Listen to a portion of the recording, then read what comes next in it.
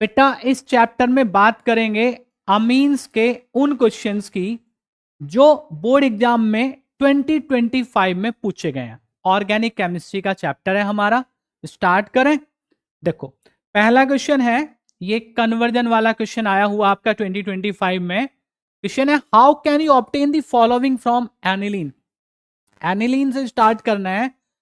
Paranitro aniline, chlorobenzene और phenol, ये तीन कंपाउंड आपको बना के दिखाने हैं। देखो पैरानाइट्रो एनिलीन हमने नाइट्रेशन कराना होगा, लेकिन एनिलीन का बेटा नाइट्रेशन जैसा कि आपने पढ़ा है सीधे सीधे नहीं करा सकते। NH2 ग्रुप को हमने पहले क्या करना होता है, प्रोटेक्ट करना होता है। तो कैसे करते हैं प्रोटेक्ट, एसिटिक एनहाइड्राइड के साथ रिएक्शन करा के माइल्ड बेस लेना होता है पीरियडीन की प्रेजेंस में, तो ये कंपाउंड बनता है एसिटेनिलाइड।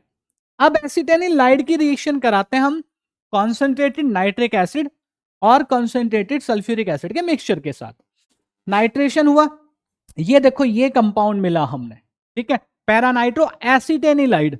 अब यहां पे ऑर्थो प्रोडक्ट भी मिलता है, क्योंकि हमने पैरानाइट्रो एनिलीन ही प्रिपेयर करना है, इसलिए केवल पैरा प्रोडक्ट हम यहां पे शो कर रहे हैं। ठीक है, इस कंपाउंड का जब हम हाइड्रोलिसिस करते हैं तो यहां पे ये ग्रुप पूरा का पूरा NH2 ग्रुप में कन्वर्ट हो जाता है और हमें मिल जाता पैरानाइट्रो एनिलीन, जो कि हमारा डिजायर्ड प्रोडक्ट है। समझ आई बात। दूसरा कंपाउंड हमने बना रहा क्लोरोबेंजीन। अब एनिलीन से क्लोरोबेंजीन बनाना ये इजी सा टास्क है, क्योंकि सैंडमेयर रिएक्शन बेटा बहुत इंपॉर्टेंट रिएक्शन और हम इसको बहुत बार पढ़ते हैं। तो एनिलीन से जब हमने क्लोरोबेंजीन बनाना होता है तो पहले एनिलीन का डायजोनियम सॉल्ट बनाते हैं। ठीक है, डायजोनियम सॉल्ट बनाने का तरीका ये है, HNO2 के साथ। HNO2 कैसे बनाते हैं, इस मिक्सचर के साथ। तो यहां पे एनिलीन की रिएक्शन NaNO2HCl के मिक्सचर के साथ करा दें। किस टेम्परेचर पे, 0 to 5 डिग्री सेल्सियस टेम्परेचर पे। टेम्परेचर भी ध्यान रखेंगे। यहां बनेगा benzene diazonium chloride, diazonium salt. इसकी रिएक्शन क्योंकि क्लोरोबेंजीन बनाना है तो क्यूप्रस क्लोराइड और HCl के साथ हम कराते हैं। ठीक है, क्लोरोबेंजीन हमारा बन जाता है। ये हुई हमारी सैंडमेयर रिएक्शन। यहां पे तीसरा कंपाउंड क्या बनाना है, हमने फिनॉल बनाना है। एनिलीन से फिनॉल बनाने के लिए भी हमने क्या करना होता है, डायजोनियम सॉल्ट ही बनाना होता है, जो कि हमने पिछली बार रिएक्शन में बनाया।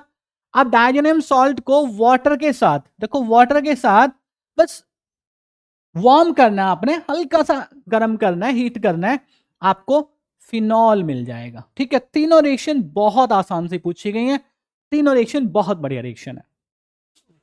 इसके बाद दूसरा क्वेश्चन है, identify A and B from the following reaction sequence. आपने यहां ए बताना है, मैंने कंपाउंड लिखा हुआ वैसे, लेकिन बताऊंगा कैसे बना। बी बताना है फिर दूसरे पार्ट में। ठीक है, अब देखो यहां पे जो कंपाउंड लिया हुआ बेटा, वो लिया हुआ CH3CH2Cl। NaCN के साथ रिएक्शन है, तो क्या बनेगा, CN ग्रुप इंट्रोड्यूस होगा इन प्लेस ऑफ Cl, ये कंपाउंड बन गया। ठीक है, अब ये कंपाउंड का रिडक्शन करा रहे हैं, देखो ये रिडक्शन कंडीशन है। जब इसका रिडक्शन कराते हैं तो CN, जब हमारा साइनाइड या नाइट्राइल ग्रुप होता है, तो नाइट्राइल का जब रिडक्शन करेंगे तो नाइट्राइल CN ग्रुप CH2NH2 में कन्वर्ट हो जाता है। तो CH3CH2CN जो हमारा कन्वर्ट होगा ऑन रिडक्शन, वो बेटा ये वाला कंपाउंड देगा हमने। तो ये कंपाउंड हमारा हुआ A और ये कंपाउंड हो गया हमारा B। समझ आ गई बात। दूसरी रिएक्शन देखो, ये कंपाउंड एनिलीन है। अब ये NaNO2 और HCl के साथ रिएक्शन है, तो क्या बनेगा, डायजोनियम सॉल्ट अभी बना के आए हैं। तो ये ए कंपाउंड जो है आपका, ये होगा आपका डायजोनियम सॉल्ट। क्लियर। अब इसकी रिएक्शन किसके साथ कराना है, वापस एनिलीन के साथ करा रहे हैं। अब आप याद करो जो कपलिंग रिएक्शन आप कराते थे, कपलिंग रिएक्शन में दो कपलिंग रिएक्शन एनसीईआरटी में पढ़ते हैं, बाकी तो कई सारे रिएक्शन है। तो ये रिएक्शन एनिलीन के साथ या फिनॉल के साथ दिखाई गई हमारी एनसीईआरटी में। तो जब एनिलीन के साथ रिएक्शन कराते हैं तो आप देखो ये वाला कंपाउंड बनता है, जिसको हम कहते हैं पैरा अमीनो एजोबेंजीन। समझ गए। तो ये हमारा बी कंपाउंड होगा, और ये हमारे कलर्ड कंपाउंड्स बनते हैं यहां पे, इसलिए हम इनको एजोडाई कहते हैं। याद आ गया होगा आपको। ठीक है, ये भी बढ़िया क्वेश्चन है। उसके बाद क्वेश्चन है, arrange the following compounds as asked. ठीक है जी, 3 मार्क्स का क्वेश्चन है ये। In increasing order of pKb value, अब ये कंपाउंड से आपको पीकेबी वैल्यू के इंक्रीजिंग ऑर्डर में अरेंज करना है। अब पीकेबी से मतलब क्या होता है? पीकेबी वैल्यू उस कंपाउंड की ज्यादा होती है जिसका बेसिक कैरेक्टर कम होता है। ठीक है, अब आप ध्यान दो, जो हमारे एरोमेटिक अमीन, इसमें जो कंपाउंड है वो 4 तरह, मतलब 2 तरह के हैं, वैसे तो 4 कंपाउंड है, 2 तरह के हैं। एक है हमारा एरोमेटिक अमीन, दूसरा हमारा एलिफेटिक अमीन। जो एरोमेटिक अमीन होते हैं उनका बेसिक कैरेक्टर क्या होता है? हमारा कम होता है इन कंपैरिजन टू जो एलिफेटिक अमीन है। समझ गए? तो यहां पे जब पीकेबी वैल्यू होंगी तो इसका मतलब है पीकेबी वैल्यू एरोमेटिक अमीन्स की ज्यादा होंगी। ठीक, अगर हम इन 2 कंपाउंड्स में कंपैरिजन करें तो यहां पे बेटा ये आ गया आपका एल्काइल ग्रुप मिथाइल, तो जो बेसिक कैरेक्टर है वो इसका कम हो जाएगा, इसका कम होगा। तो इसका मतलब ये हुआ कि यहां पे पी के भी वैल्यू इसकी ज्यादा और इसकी कम, क्योंकि यहां देखो एल्काइल ग्रुप आ गया लेकिन 2 ग्रुप आ गए, तो इस वजह से जो आपका नाइट्रोजन पे लॉन पेयर ऑफ इलेक्ट्रॉन है वो उतना बेसिक कैरेक्टर शो नहीं कर पाएगा, उतना अवेलेबल नहीं होगा। ठीक, इसके बाद ये प्राइमरी अमीन और सेकेंडरी अमीन, एलिफेटिक अमीन की बात कर रहे हैं अब हम। तो अगर आपको पता हो तो जो हमारे पास सेकेंडरी अमीन और प्राइमरी अमीन है उसमें बेटा सेकेंडरी अमीन का जो बेसिक कैरेक्टर होता है वो ज्यादा होता है। तो इन दोनों में अगर हम कंपैरिजन करें तो पीकेबी वैल्यू का ऑर्डर ये होगा और बेसिक कैरेक्टर इसका ज्यादा इसका कम। समझ गए? अब ये एलिफेटिक अमीन्स, सॉरी ये एरोमेटिक अमीन्स और ये एलिफेटिक अमीन्स, तो फिर यहां पे ऑर्डर ये ऑब्वियसली आप देख सकते हैं कि जो इसका बेसिक कैरेक्टर है वो इससे ज्यादा होगा, क्योंकि यहां पे आपका बेंजीन रिंग प्रेजेंट है। ठीक है ना, फिनाइल ग्रुप प्रेजेंट है। समझ गए? तो जो आपका पीकेबी वैल्यू का ऑर्डर होगा वो ये होगा। समझ गए? उसके बाद an increasing order of boiling point, अब बॉइलिंग पॉइंट किसके ज्यादा किसके कम? अगर हम अमीन्स में और एल्कोहल्स में कंपैरिजन करें तो एल्कोहल्स में होती है हाइड्रोजन बॉन्डिंग, अमीन्स में भी होती है, लेकिन अमीन्स में उतनी एक्सटेंसिव हाइड्रोजन बॉन्डिंग नहीं होती। तो जो एल्कोहल्स के बॉइलिंग पॉइंट हैं वो अमीन्स के कंपैरिजन में ज्यादा होते हैं। एक बात, अब यहां पे ये है सेकेंडरी अमीन और ये है प्राइमरी अमीन। ठीक, अब सेकेंडरी अमीन के जो बॉइलिंग पॉइंट होते हैं बेटा वो कम होते हैं, लोअर होते हैं। क्यों होते हैं? क्योंकि जैसे जैसे एल्काइल पार्ट बढ़ेगा यानी कि हाइड्रोफोबिक पार्ट बढ़ेगा, जो बॉइलिंग पॉइंट है वो क्या हो जाएगा? हमारा कम हो जाएगा, या यहां हाइड्रोजन बॉन्डिंग भी हमारी कम होगी। समझ गए? तो इसका मतलब हुआ कि जो प्राइमरी अमीन है उसका बॉइलिंग पॉइंट ज्यादा और सेकेंडरी अमीन का बॉइलिंग पॉइंट कम। तो ये ऑर्डर हमारे पास रहेगा। ठीक है, उसके बाद आते हैं इन increasing order of solubility in water. अब सॉल्युबिलिटी, हाइड्रोजन बॉन्डिंग होती है अमीन्स में, लेकिन यहां पे ये है प्राइमरी अमीन और ये है सेकेंडरी अमीन। देखो आप, तो प्राइमरी अमीन की जो सॉल्युबिलिटी है वाटर में वो ज्यादा होगी, सेकेंडरी अमीन की कम होगी। रीजन वही हाइड्रोफोबिक पार्ट। तो बेटा यहां पे ये वाला इस तरह से ऑर्डर आ जाएगा। जो हमारे एरोमेटिक अमीन्स होते हैं उनमें फिनाइल ग्रुप बड़ा ग्रुप है, बड़ा ग्रुप होने की वजह से यहां भी सॉल्युबिलिटी क्या होती है?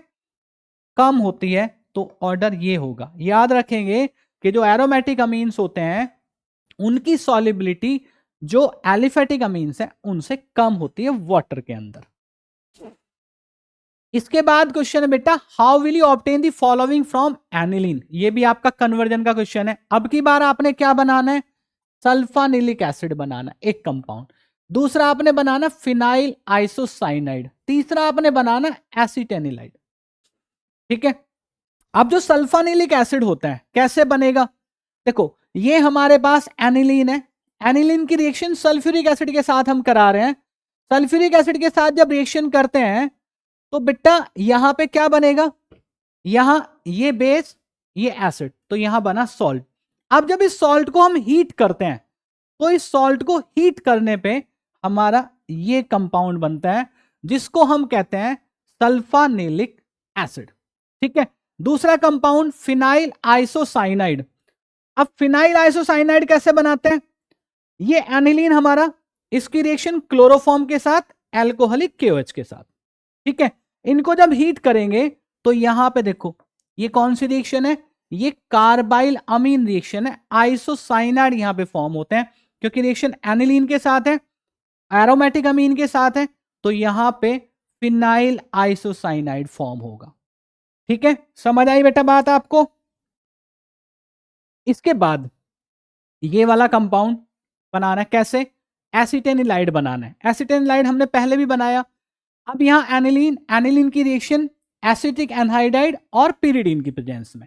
ठीक है, क्योंकि pyridine हमने क्या लेना था, माइल्ड बेस यहां पे लेना होता है, ये ध्यान रखेंगे हम।